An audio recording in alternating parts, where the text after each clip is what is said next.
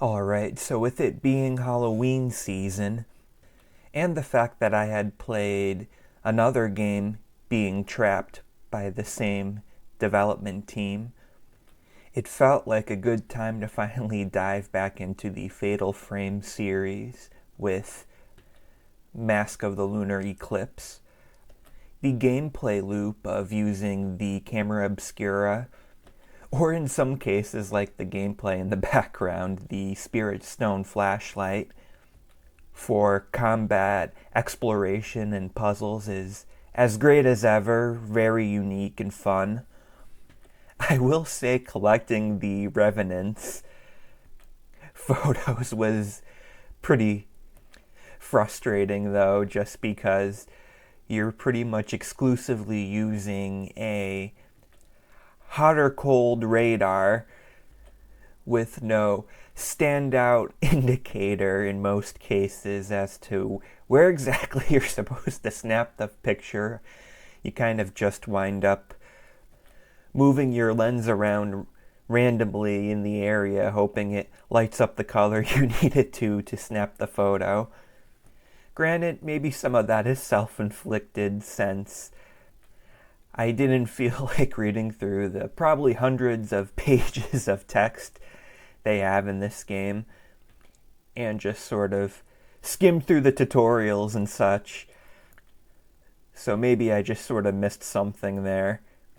But I remember the first couple Revenants being kind of brutal to just figure out what I'm even supposed to do. Although I got a little bit more of a hang of it, I don't know, a third of the way through the game, and almost a similar situation with the cursed dolls.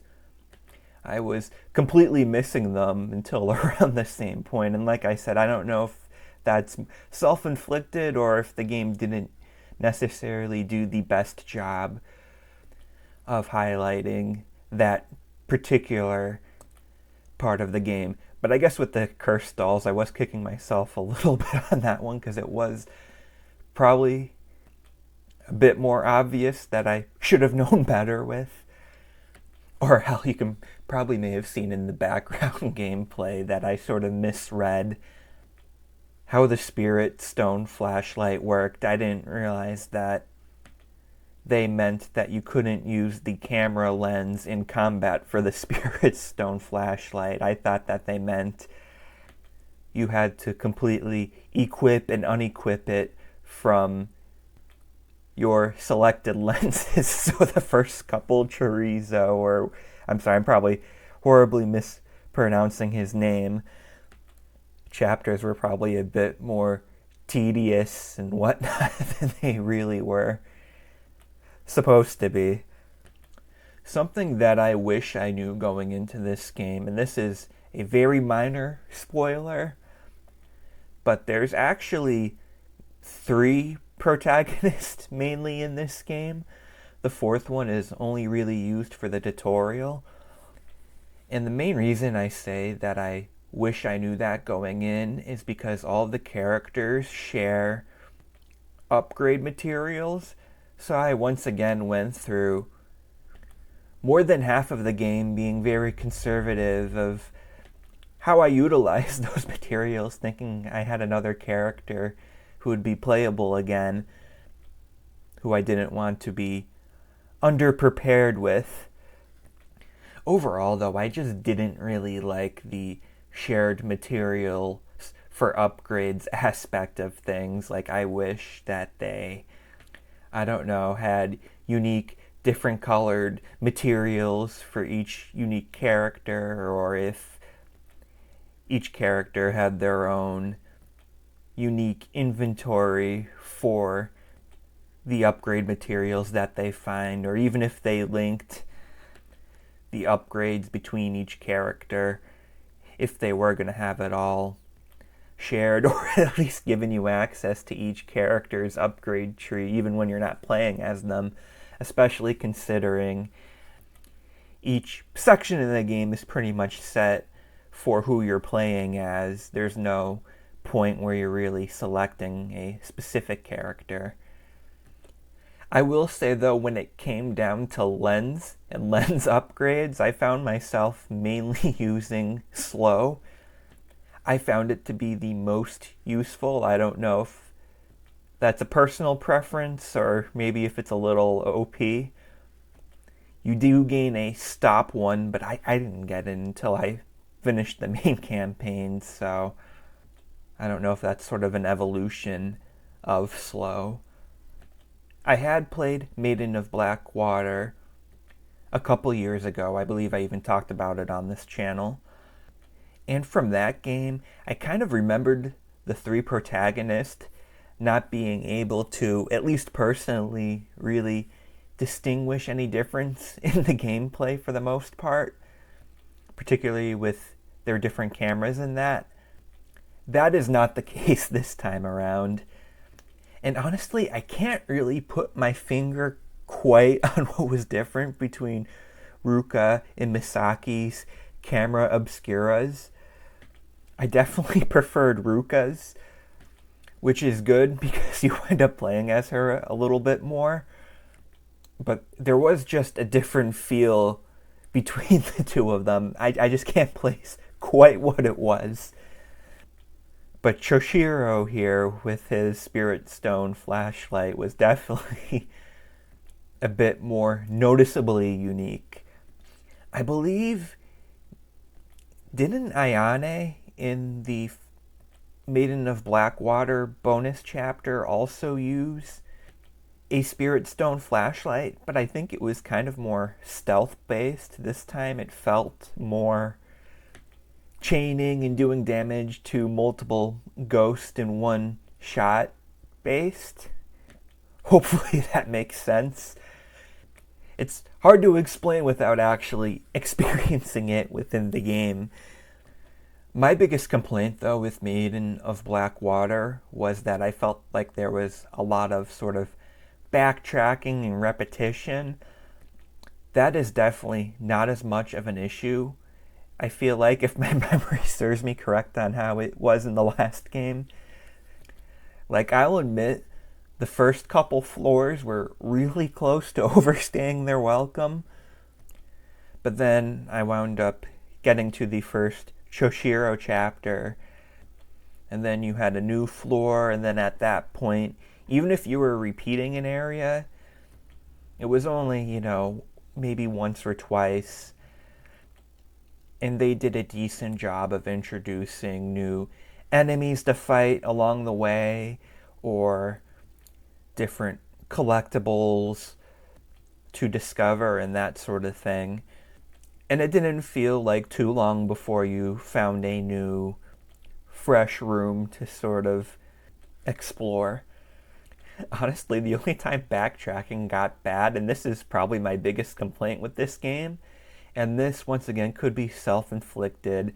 I'm probably just too stupid for some of the puzzles in this game. And a lot of time there's an indicator of where you should go. Like sometimes you had to go to a specific room to view a film reel, and if you go through the map, there's a picture of the projector when you hover over that room. Or a lot of times you're snapping photos of a ghost traveling and it's sort of indicating what direction you're supposed to go, but there was a couple times where it wasn't as obvious, and I would find myself almost feeling a little lost as to what to do next. And I would kind of go one way, and then I wouldn't be seeing any new collectibles, ghost fights, or a ghost to follow, so then I would be going back and trying another route. A couple of times I wound up just consulting a guide. And it honestly just kind of led to a little inconsistency with the chapters. Some chapters I felt were sort of fair with just progressing through, and others I just found really frustrating to try to find out what I needed to do. So I do feel like it was more on the less frustrating kind of chapters, but it was something that existed and sort of frustrated me going back and forth because I was going the wrong way. And I don't know, maybe there was a way they could have indicated some of that stuff better. especially nowadays when guides are pretty readily available. I feel like games should strive to, even if they don't want to have it as like a main setting, at least have an option out there to help stupid people like me not have to sort of open up another tab or go to their phone and try to find the guide to progress in the game, and sort of take you a little bit out of that experience.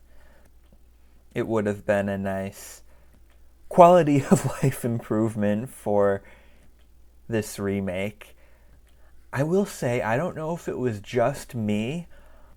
I don't know if I was looking for it or anything, but I did feel like, because this is not a big deal and it's something I normally don't even notice, but I felt like there was some pretty rough textures in the world. Like the characters and certain lightings and environments looked pretty good in general, and it almost made some of the ones that looked like they were pulled straight from the Wii or PS2 more noticeable. And I don't know, it's just something small I would sort of make note of the couple times I sort of particularly noticed it. I don't know, maybe it was even intentional, meant to look more just sort of dirty and rough for the general horror theming they were going for. Going for completion in this game is kind of rough. I kind of wish there was a way to explore freely, maybe after you clear the game, to maybe find some of the revenants and other collectibles you may have missed throughout. Granted, a lot of them are tied to chapters, but even with that, I felt like they could have maybe added a feature where you could have gone into a room and selected a specific character or chapter to have it preset to when you enter, to sort of get some of those things you were missing without having to replay through an entire chapter or the game itself, because I don't think there's any way to really go back or anything. I don't know, if they had something like that, I probably would have gone for completion with all the collectibles and that, but seeing as though I would have had to gone through everything again in New Game Plus, I didn't care enough to do that. Especially too, this game is one of those games where I don't feel like I would have really been shaving a lot of time off, even if I did try to speed run through New Game Plus a little more overpowered. There's no sort of quick travel, and running is weird. I almost felt like I was controlling a racing game at points, because I was playing with a gamepad and it's just R and you go straight forward to control your running. So that was a little interesting, and other games probably do it, and I just didn't really notice it was kind of like that. But I don't know, it didn't really feel like you were able to get around super quickly in the world. The world itself too, I feel like it was maybe better designed than Made into Blackwater, especially not having to repeat myself seemingly as much. But I did feel like I preferred Made into Blackwater's just general, like, I don't know. It felt like a bigger world. You had, different woods, a mountain, different temples. Here you're sort of in the same general facility, and it did make me a little worried that there would be a lot of backtracking and repetition, and luckily that didn't turn out to be the case. And there was plenty of variety in what you had available in different underground passages, and you kind of go from a hospital-y area to kind of like a residential-y area and that sort of thing. I actually don't really remember the story of Made into Blackwater that much. I will say I did enjoy the story here, even with not reading through any of the, different document lore stuff that they had around. It was a little confusing at points, but in general, it was interesting, and at the end, it, even not reading through a lot of sense, for the most part, made sense, and I even, wound up consulting Google to make sure I was kind of on the right track with what I was interpreting in that, and in general, I was. It was, I don't know, just very interesting and mysterious all throughout. I enjoyed it. There was also a little challenge mode you unlock after completing the game, which was just, I don't know, some special ghost fight scenarios. I made it to level 3. I wasn't super good at it. I just played through the game on easy, honestly. And there was, still some challenging points, especially when I was probably under upgraded when I was going through that whole thing. I gotta say, with the gameplay I recorded here, because this is what, the second or third time I'm going back trying to find this collectible, and funny enough, when I did finally, I don't know if I'm going to catch it here. Oh, I did catch it on the gameplay right here. Finally get it. Boom. Lost it.